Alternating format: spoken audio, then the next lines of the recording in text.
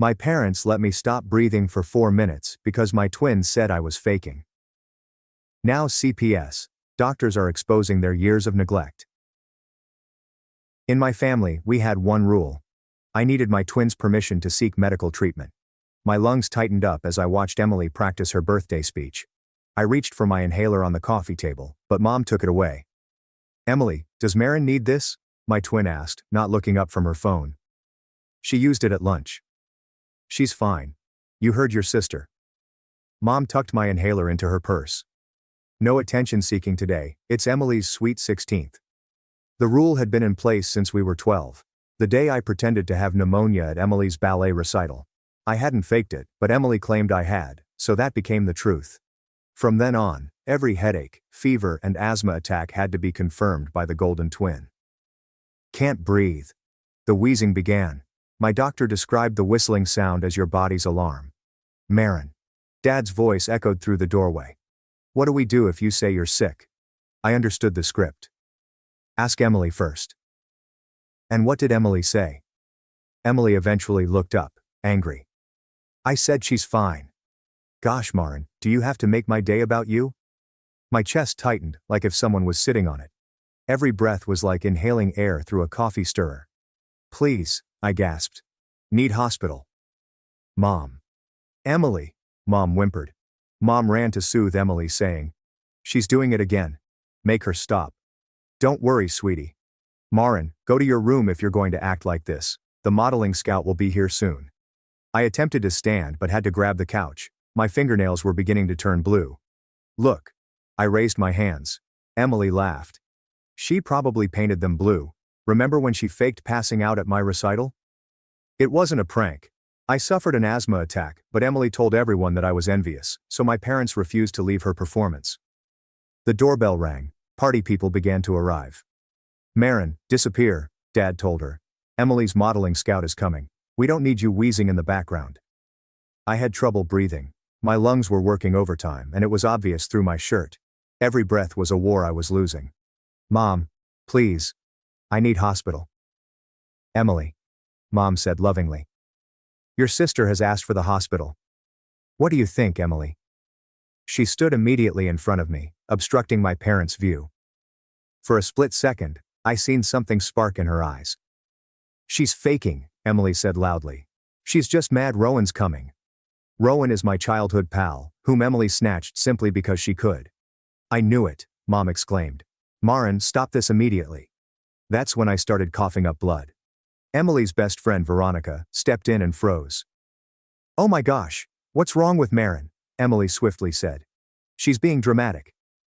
"Emily, she's coughing blood." "No, they're not." Emily moved in front of me again. "Everything's perfect. Go help with decorations." However, Veronica was pre-med.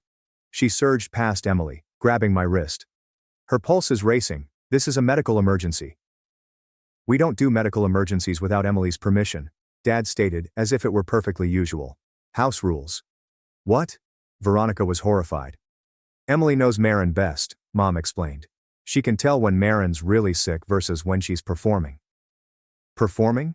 Veronica was already dialing 911. "She's in respiratory failure." "Give me that phone," Dad demanded. "Mr. Lit. With all due respect, your daughter is dying." "Emily," Mom said anxiously to my twin. "Is Marin dying?" Emily said hesitantly. On her birthday the spotlight shifted away from her. "Once again, it is due to me." "No," Emily replied firmly. "She's not dying. She does this every time something important happens to me."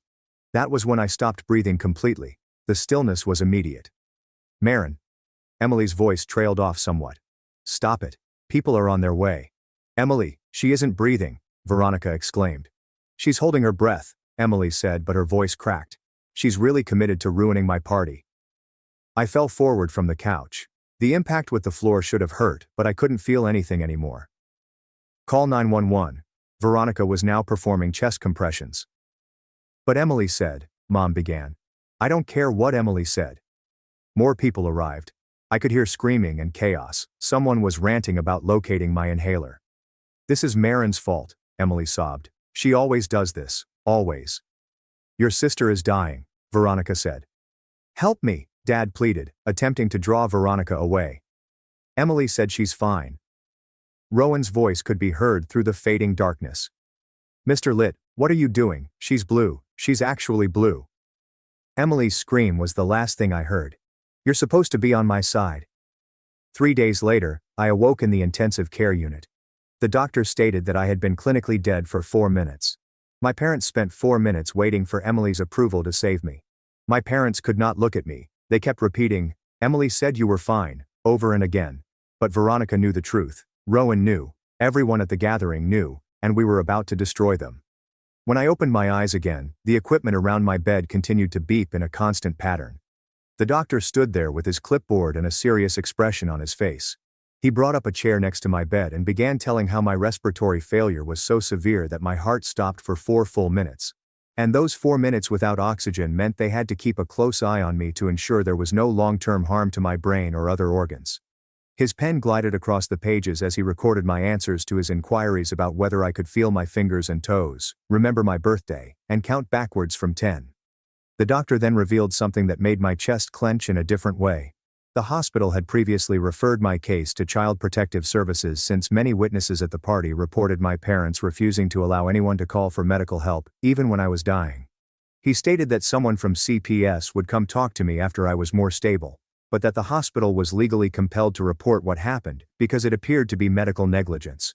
My parents arrived about an hour later, and Mom immediately began crying huge dramatic tears about how scared she had been, while Dad continued insisting over and over that they believed I was just being dramatic, as I often did during Emily's major events. They wanted to take me home right after, but the doctor intervened and advised them that I needed at least another week of observation due to the severity of my cardiac arrest and the possibility of sequelae. After the doctor had left to check on other patients, I pressed the call button. And when the nurse walked in, I told her about the regulation that had been in place since I was 12, which required Emily's approval for any medical care, including using my inhaler or going to the doctor. Her eyes widened, and she grabbed her notepad and began writing down everything I said, asking me to repeat specific portions, all the while shaking her head and muttering that she needed to put everything to my official medical file right away. The next day, Veronica and Rowan arrived together, sat on either side of my bed, and promised to make official statements regarding what they witnessed at the party. Veronica took out a notepad in which she had recorded all of my vital signs prior to the ambulance's arrival, utilizing her pre-medical knowledge. And Rowan gave me his phone, where he'd videotaped some of what transpired, including my father forcibly preventing Veronica from calling 911. 2 days later, a woman named Camila Duarte from CPS came to interview me, and she was very gentle but comprehensive in her inquiries concerning the medical permission regulation and how long it had been in place. She photographed all of the old scars on my arms from untreated allergic responses that had become infected, and she documented every single instance in which Emily denied me medical care for strep throat, a broken finger, and severe food poisoning. The next morning, Dr. Elias Mercer, a lung expert, arrived to evaluate my asthma, and spent over an hour teaching me how to build a thorough action plan that didn't require anybody else's permission but mine to implement. He showed me how to use my inhaler with a spacer correctly, and gave me a device called a peak flow meter, which would allow me to track my breathing every day, and spot problems before they were problematic. My parents returned to visit 2 days later, and this time they put a lot of pressure on me to tell everyone that I had exaggerated what happened, and that our family did not deserve this type of scrutiny from CPS or the police. I had my phone hidden under my blanket, recording everything as my father moved in close, and threatened to make my life terrible if I didn't cease assisting with the investigation and return home as if nothing had occurred. While I was stuck in the hospital bed, I looked through social media and noticed Emily had uploaded dozens of images from her beautiful 16th celebration, as if nothing had occurred, with captions about the nicest night ever, and her amazing modeling scout meeting. The responses were divided between individuals inquiring if I was okay, after hearing I'd been rushed away in an ambulance, and those who bought her tale that I was just faking it to attract attention on her special day. And viewing those perfectly edited photographs while wearing IV lines in my arms and oxygen monitors on my fingertips made me physically ill. Veronica spent hours at the hospital writing out this extremely thorough statement about everything she had seen, including all of the medical remarks about my blue lips and fingernails, how my breathing had completely stopped, and how long it took my parents to eventually allow someone to call 911. She made copies of everything and gave one to CPS, and the other to the police investigator assigned to investigate what happened. and she said she would testify in court if necessary, because she observed criminal neglect that almost killed me. Camilla returned to my hospital room the next morning, carrying a heavy folder and pulling a chair up next to my bed. She stated that CPS was implementing an emergency safety plan, which meant I couldn't return home with my parents until they completed investigating everything. She inquired whether I had any safe family or friends who could take me in for a bit. I thought about my aunts and uncles, but they all lived too far away, or had always agreed with my parents that Emily was ideal. Veronica had been texting me all morning, and when I suggested needing a place to stay, she quickly called her mother, who agreed without hesitation. Camilla had to conduct background checks on Veronica's parents and pay a home visit to ensure their home was secure, which required 3 days of paperwork and phone calls. The social worker arrived to investigate Veronica's home, ensuring that there was a suitable bedroom for me and questioning her parents about their work schedules and whether they knew what they were doing. After everything was approved, Veronica's father brought his vehicle to my parents' house to help me pack my belongings. My parents waited in the doorway, angry looks on their faces, while I retrieved clothes, books, and my school laptop from my room. Mom was telling me that this was all a big misunderstanding and that I should just return home, but Camilla was there to make sure they didn't try to stop me from going. Dad crossed his arms and told me I was making a horrible mistake that would ruin our family, but I kept loading boxes and lugging them to the truck.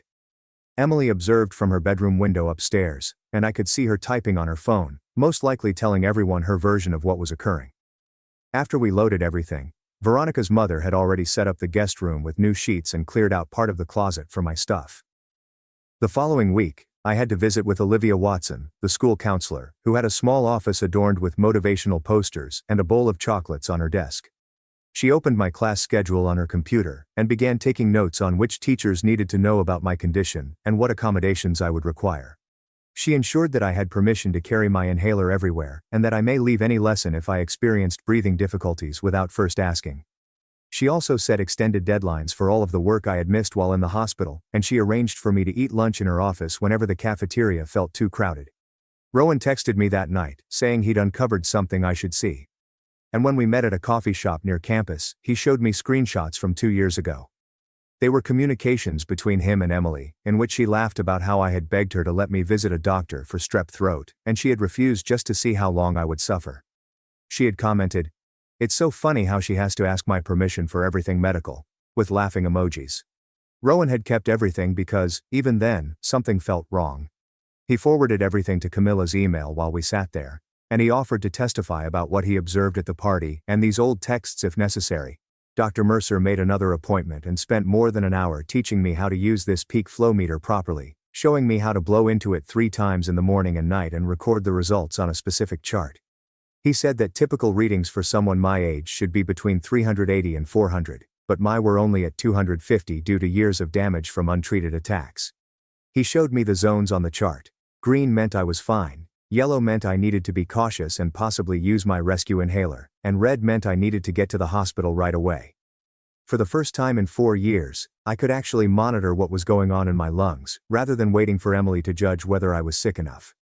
That same day, someone shared me a screenshot from our school group chat, in which people inquired about my well-being after hearing that an ambulance had arrived at Emily's party. Emily had responded, stating I was staying with friends for a while because I wanted attention, and that everyone should stop spreading misinformation about our family. A group of adolescents pushed back, stating they'd heard from partygoers that I had stopped breathing and nearly died. But Emily said that everything was overblown, and I was okay. She claimed that I had always been jealous of her, and that this was just another attempt to ruin something essential to her. Camilla called a few days later and invited me to the CPS office, where she sat me down in a small room with fluorescent lights and described how the entire inquiry would proceed.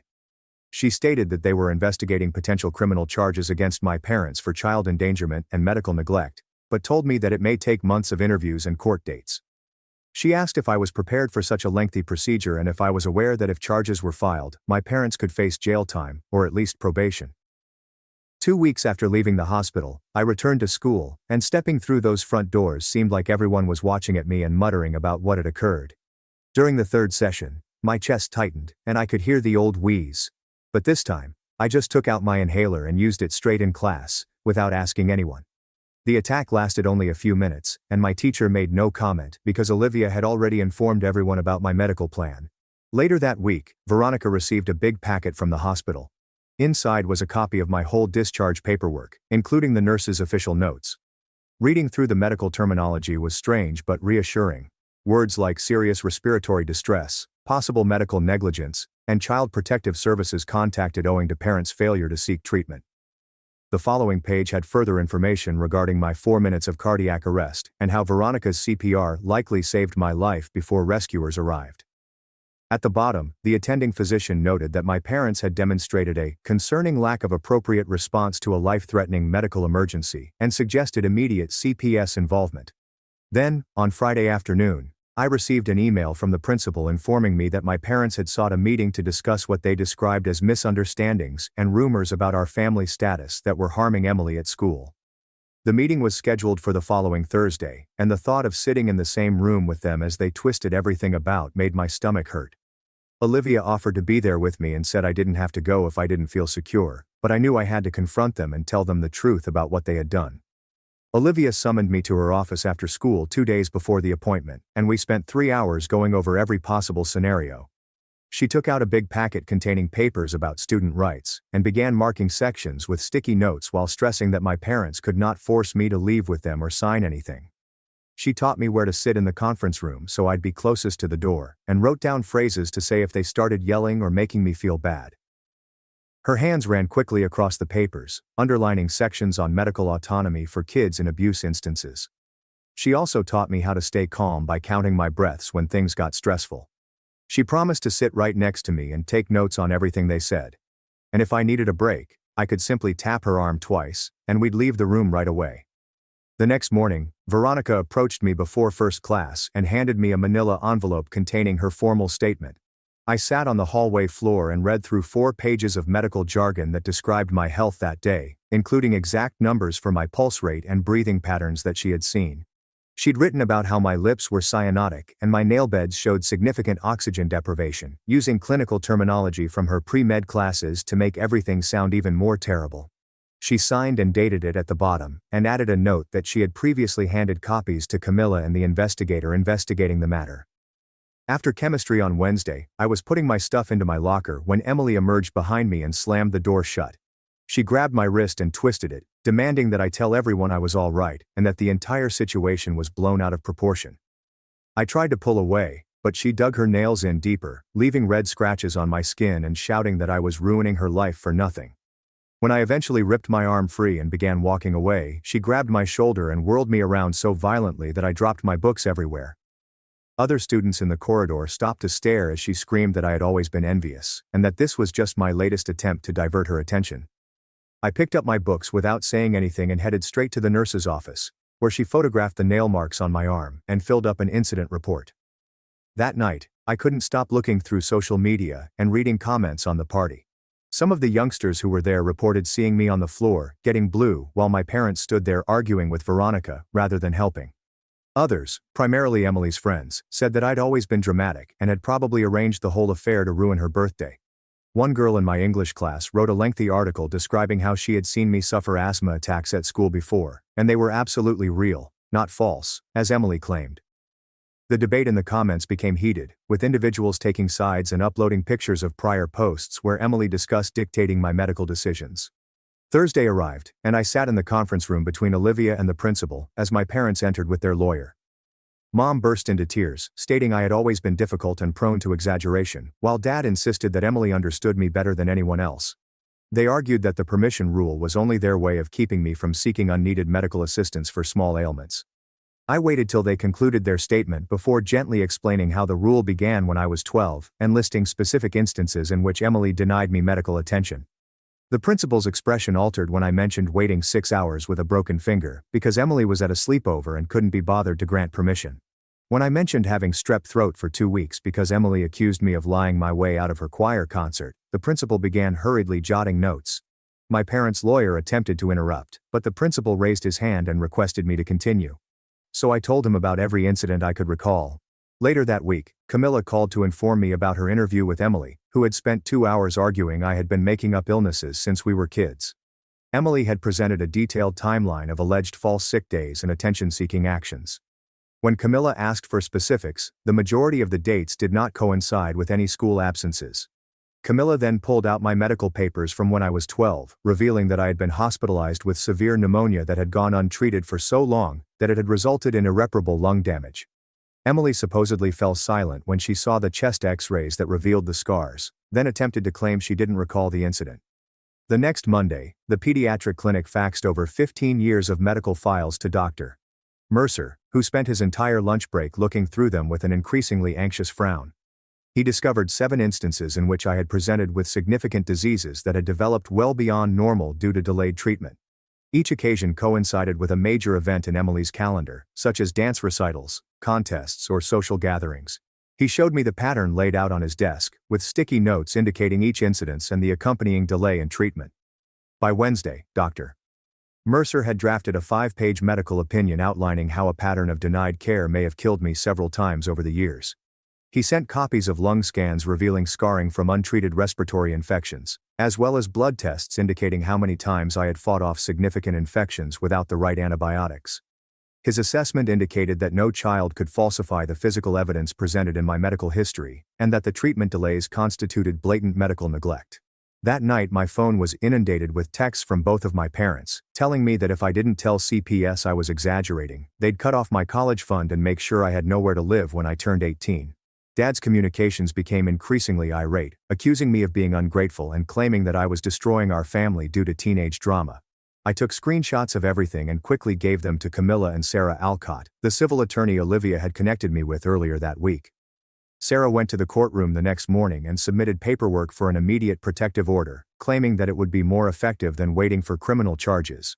She stated that the order would legally restrict my parents from interfering with my medical care or contacting me over the ongoing investigation, and, since we had their threatening texts as evidence, the judge was likely to approve it promptly. That weekend I sat at Veronica's kitchen table with a yellow legal pad and began writing down every time I remembered getting sick and what had happened. If I recall well, the date appeared in the first column. The second person knew what was wrong with me. The third section described Emily's activities that day. The fourth question was whether I received assistance or not. After 3 hours, I had 4 pages packed with tiny writing, and the pattern was so evident that I felt sick to my stomach. Every school play, dance competition, and key social event for Emily coincided with a period when I couldn't seek medical attention. I remembered having strep throat for her 8th grade graduation and having to sit through the entire ceremony with a fever of 103 degrees because she felt I was faking. I once broke my wrist while falling off my bike but couldn't go to the ER until the next day since Emily was having a sleepover and didn't want all of the attention on me. Each incident received its own line in my chronology, and at the end, I had documented 27 instances over 4 years in which Emily denied me medical care for legitimate injuries or illnesses. My phone rang with a voicemail from Rowan, and when I played it, his voice was unsteady but clear as he explained what he observed at the party. He described my blue lips, my fingernails going purple, how I gasped like a fish out of water, and, most critically, how my father physically grabbed Veronica's arm to prevent her from dialing 911. Rowan claimed he had been filming footage for Emily's birthday montage and had captured some of it on his phone, including my father indicating they needed Emily's approval first. 3 days later, I was sitting in a courtroom with Sarah for the protective order hearing when my parents entered with an expensive-looking lawyer in a gray suit. He immediately began arguing that this was a private family affair that had no place in court and that parents have the right to make medical decisions for their minor children. The judge, an elderly woman wearing reading glasses on a chain, looked at him and asked whether he was genuinely proposing that one child should have medical authority over another. The lawyer attempted to justify it as a parenting decision, but the court interrupted him off and asked my parents directly whether they actually forced one daughter to seek the other for permission to use an inhaler during an asthma attack. My mother began to explain how Emily knew me best, but the judge's expression hardened with each word. After 40 minutes of debate, the judge approved the protective order, but it was not as comprehensive as Sarah had requested. I gained complete responsibility over my own medical decisions, no longer requiring anyone's consent, and my parents could only see me with the supervision of CPS or another approved adult.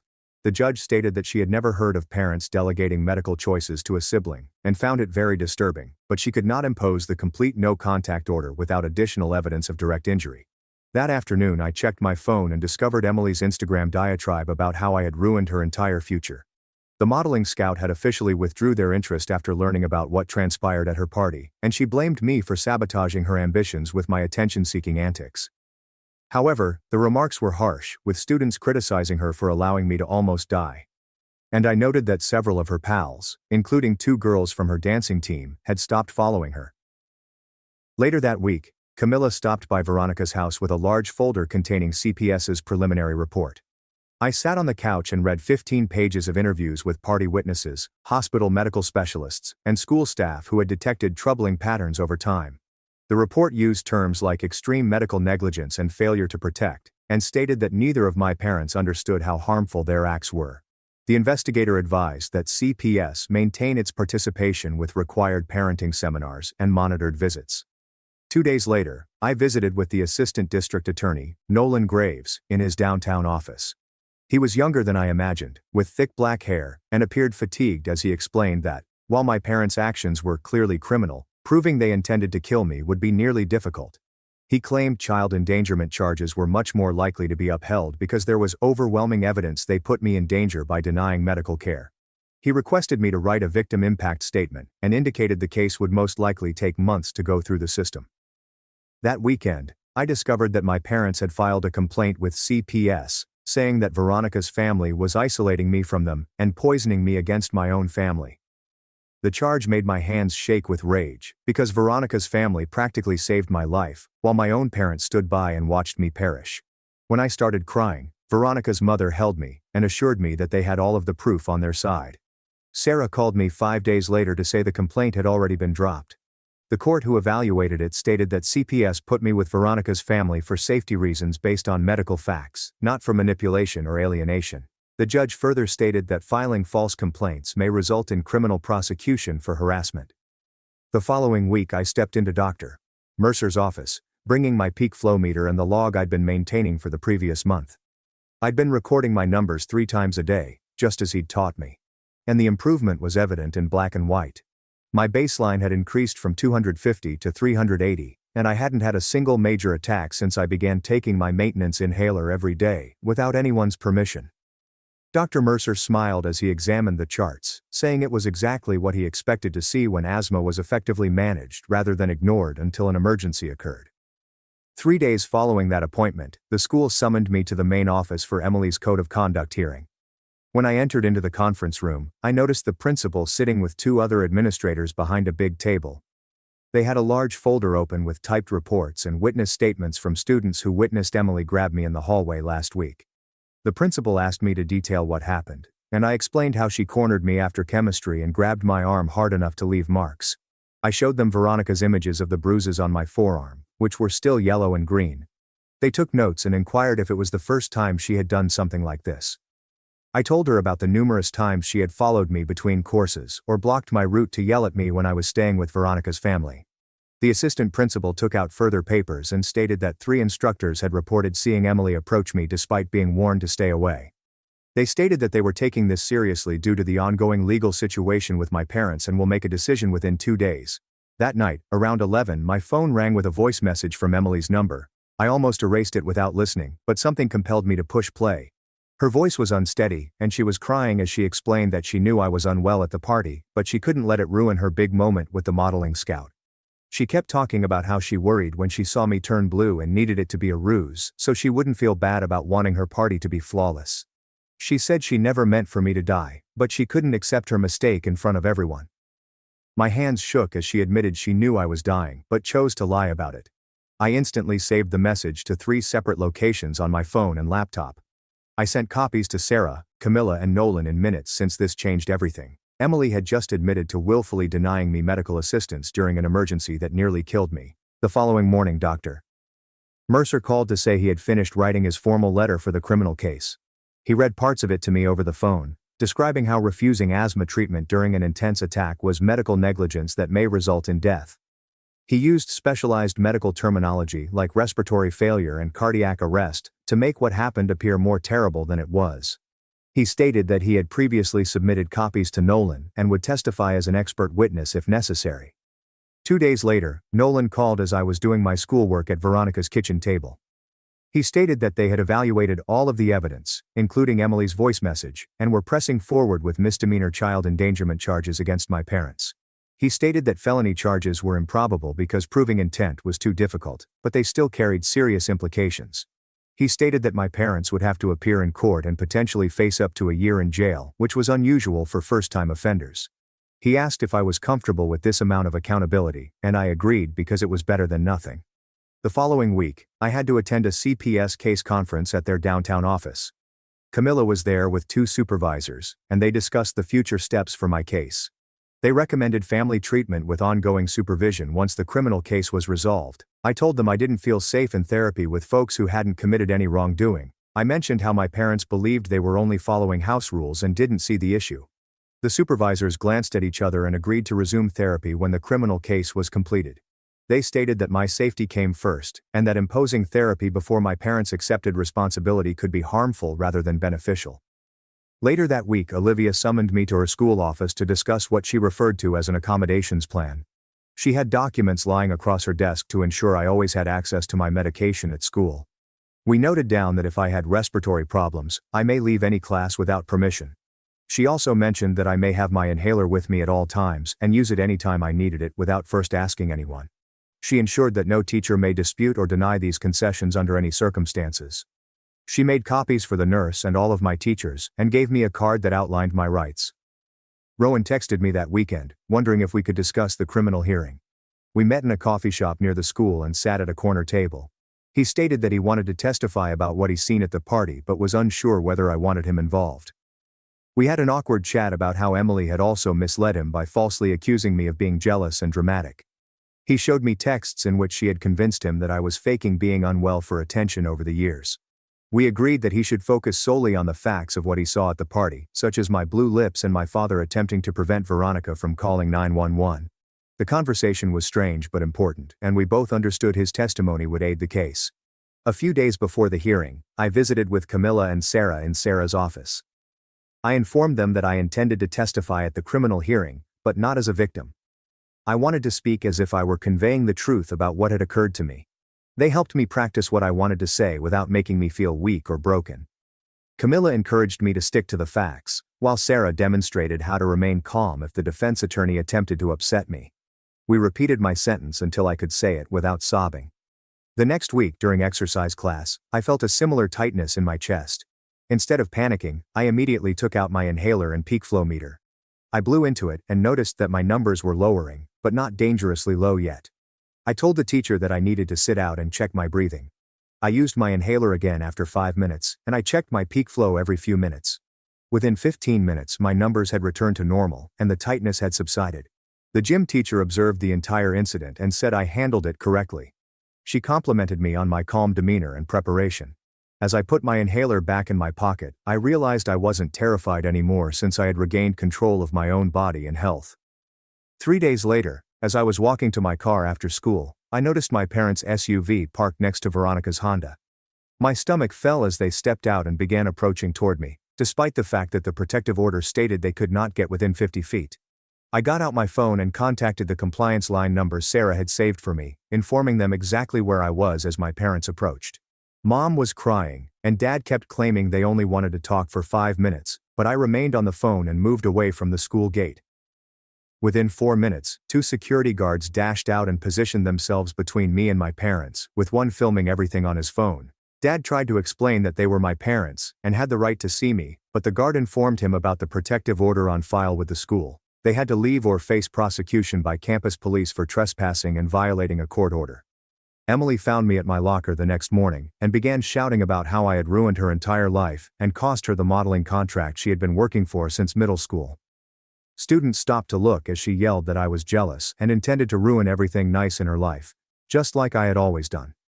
I didn't respond, simply held up my phone to record her as she screamed about how everyone at school thought she was a monster. When she eventually stormed out, I went straight to the principal's office and showed him the tape, explaining how Olivia had instructed me to capture everything. He stated that this was the 3rd incident report regarding Emily this week and scheduled an emergency disciplinary hearing for that afternoon. The hearing lasted 2 hours, during which the principal, vice principal, and 3 teachers reviewed all of the documented occurrences, as well as witness statements from kids who had observed Emily corner me several times. They decided to suspend her from all extracurricular activities, including student council and debate team, and issue an official no-contact order, which said that she could not approach me anywhere on school grounds. If she violated it even once, she'd be suspended and possibly expelled, which meant I finally had one location where I could feel safe from her.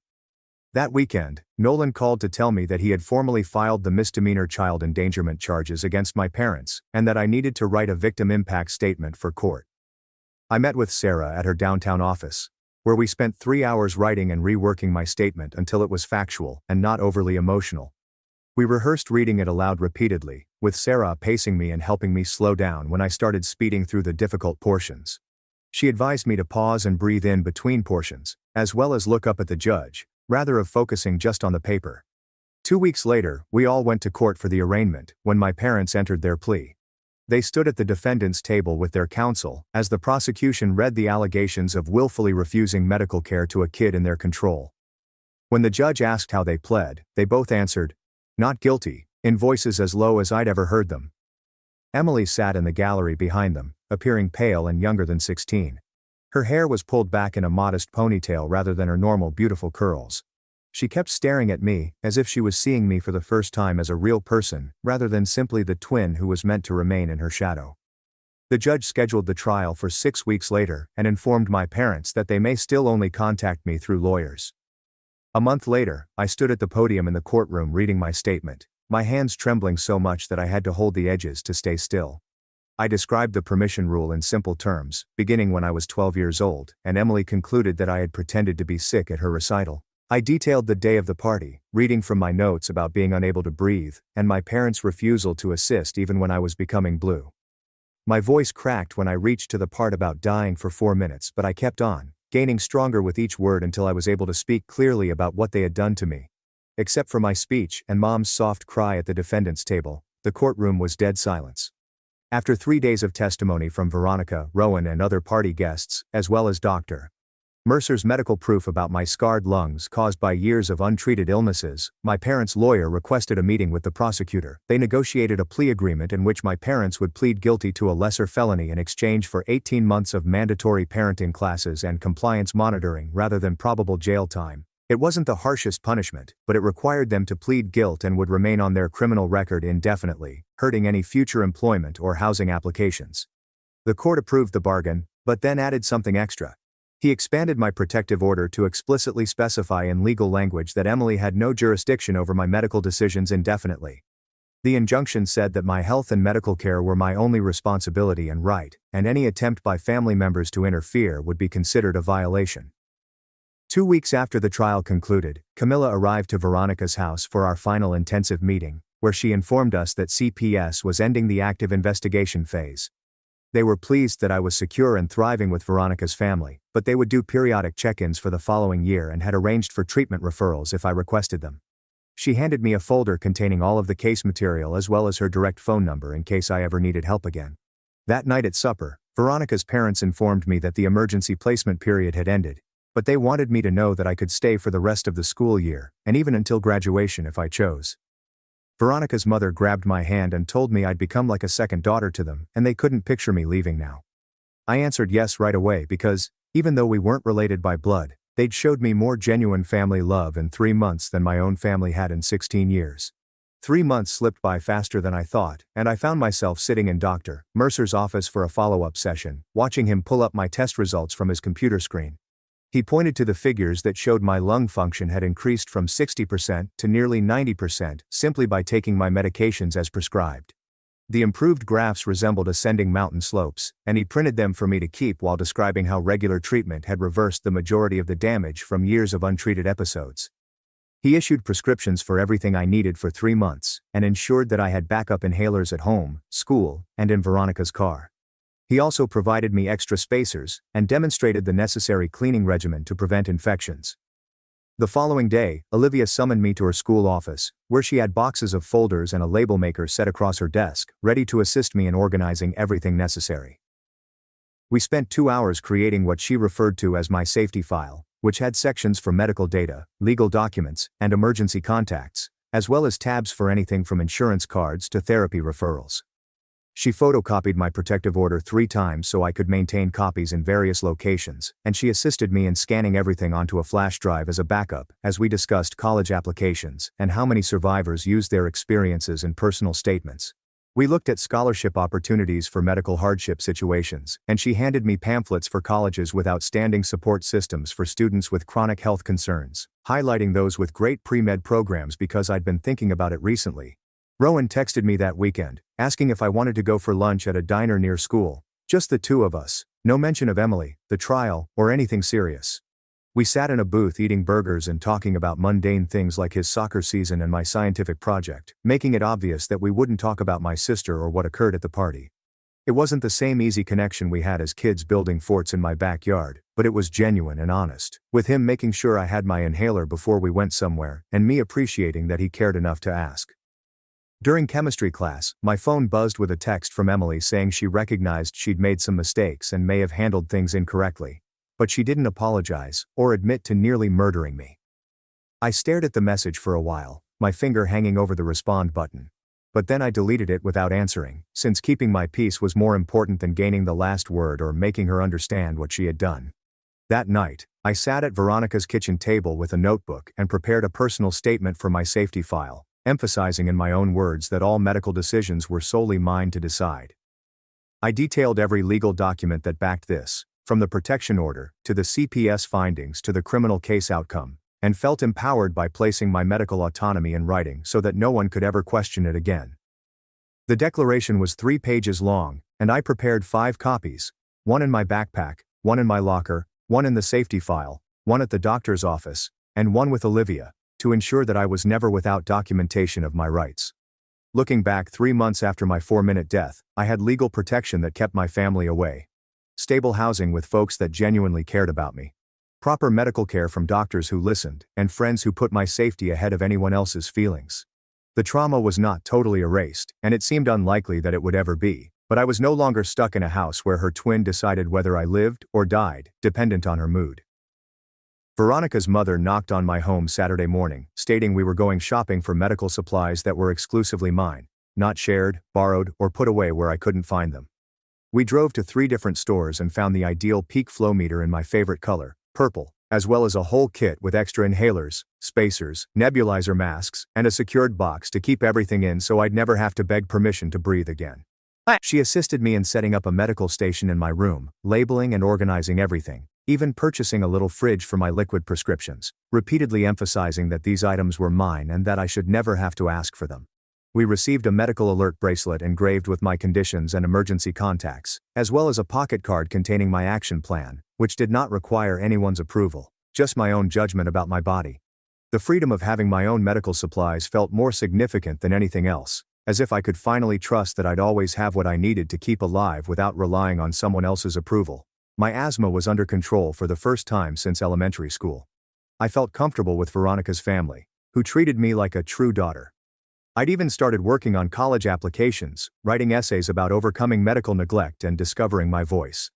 It turns out that when you can breathe freely without someone's hand around your throat, both literally with air and metaphorically with control, anything is conceivable, including dreams I'd never allowed myself to have previously. This entire trip has had a profound impact on me, and I am grateful that you have allowed me to be a part of it.